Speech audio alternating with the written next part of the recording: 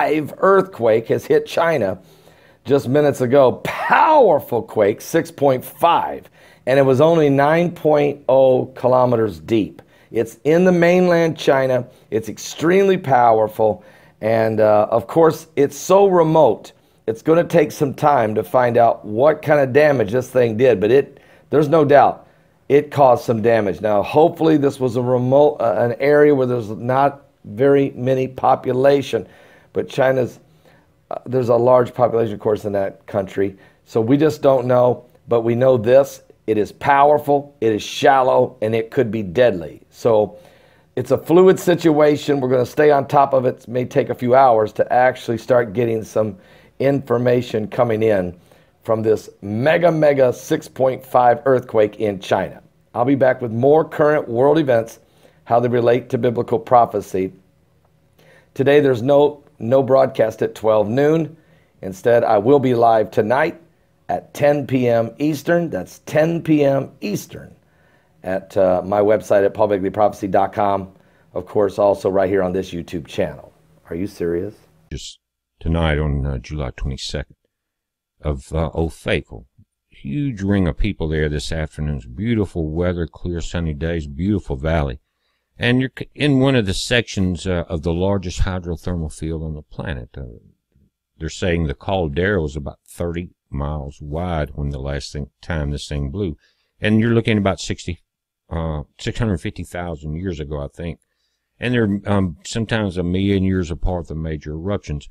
But you can have semi-major events in between that, and it happened not that long ago in 1959. It was followed by another major quake in 1962 in Alaska over a 9-point. But this is live again this afternoon. Guys, think about the energy under here. And what you're seeing again is the teapot setting on the fire effect. You have underground water aquifers, and below that you have, in this case, again, liquid carbonate magma. Much more dangerous than normal magma. As you see in the highlight, Yellowstone volcano elevated earthquake activity during June 2017. Look at that. I think maybe 1,100 quakes. I don't remember the exact number, guys. And these events, these swarms, precede what's called geothermal explosions. This is very minor when you see Old Faithful doing this. But what has happened in 1959, going back, this is not millions and hundreds of thousands of years ago, guys. Okay? August 17th, 1959, a 7.3 magnitude earthquake devastated Hebgen Lake. Check this out, guys. In overnight, instantly it started filling up, and I think within the first 30 days, maybe 700 feet deep. Highways were wiped out. Bridges were wiped out. 28 people lost their lives during a much different population situation in our nation. And you can see the crowds there today, a complete ring. Now, these are pictures as the quake happened. Cabins were falling off, highways were blocked, the lake was filled in the top left there. But the stories that are coming out year after year, people that went through this, is better than any earthquake movie scenario that you can imagine. And the people that survived and their stories are incredible. And I just want to point out, you don't have to go back that far to have major geothermal activity here. I'd like to read from the Denver Post about a couple of different people's experience that they went through in '59 as they were young and they were camping there. Check this out.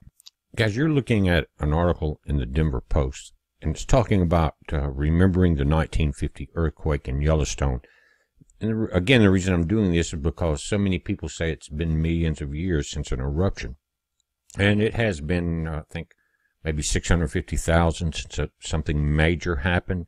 But this caused 28 lives. It created Quake Lake. It created a couple of days of terror that tore down highways, that dumped cabins into this valley, created a lake 700 feet deep within 30 days. That's not that far away. You're seeing a black and white photo, but there were color cameras in 1959. I know you don't think so, many of you young guys. But there were, and there's excellent images of the event. But what I want to do is read you an article about some of the people that were there, were trapped there, went through this. And what we're dealing with is a geothermal explosion, not a volcanic eruption that involves magma.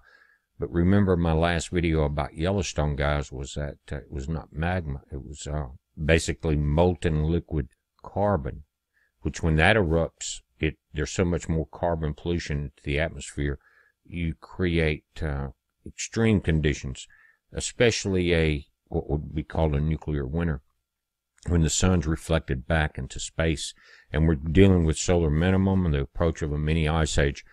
But there's been several hundred quakes in Yellowstone this year.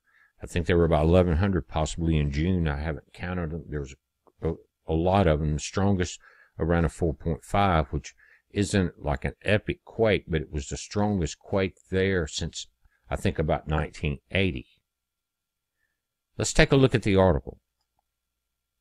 Now, I've read a few different people's articles about what happened when they were there, but this is Joanne Smith. She said she was 11 years old the night she huddled next to her sister, mother, and dad as the ground shook and swayed. She heard the screams of people who had been camping at the Rock Creek campgrounds in Montana, just outside Yellowstone National Park, when a massive landslide roared down. It was frightening.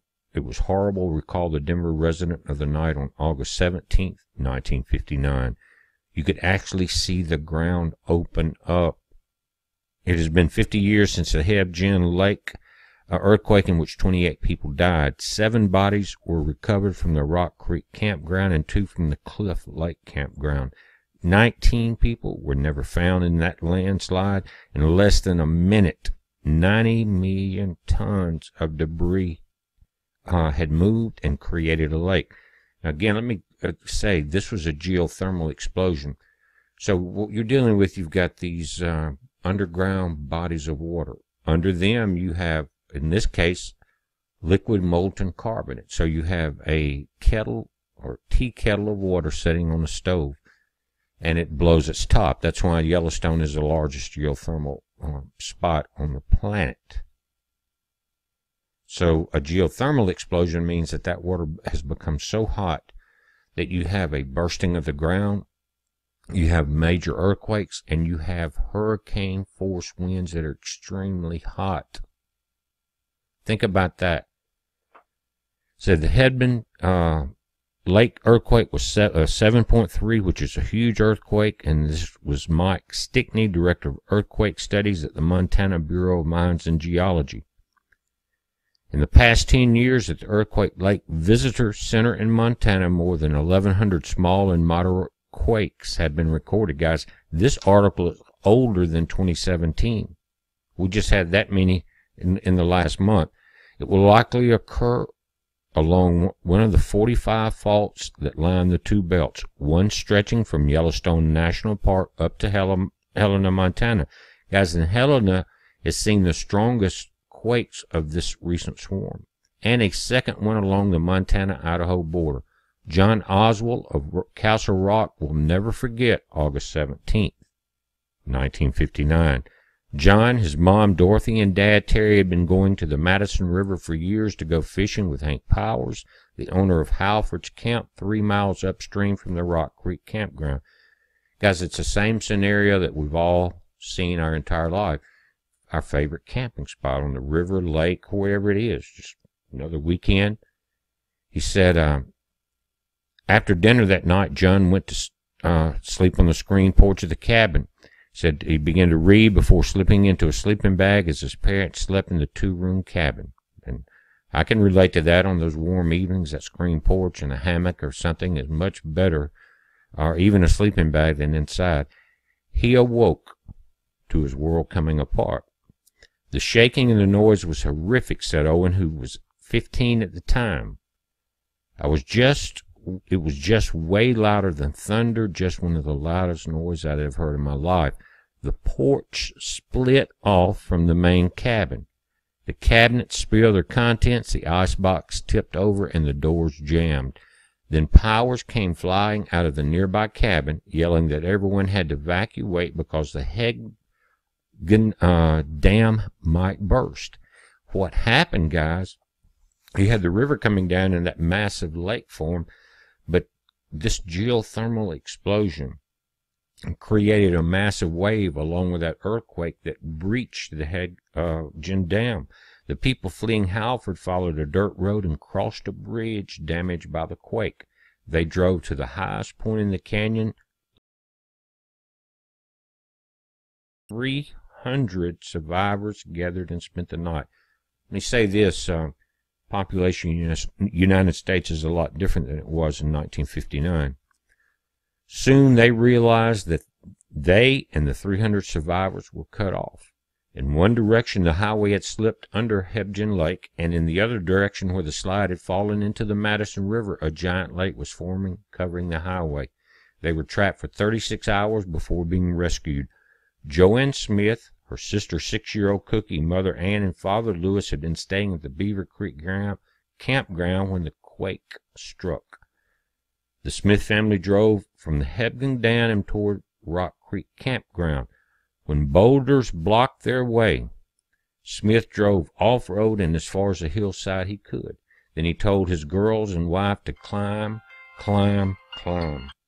It was there, huddled and terrified, the Smith family dodged boulders from the falling mountains.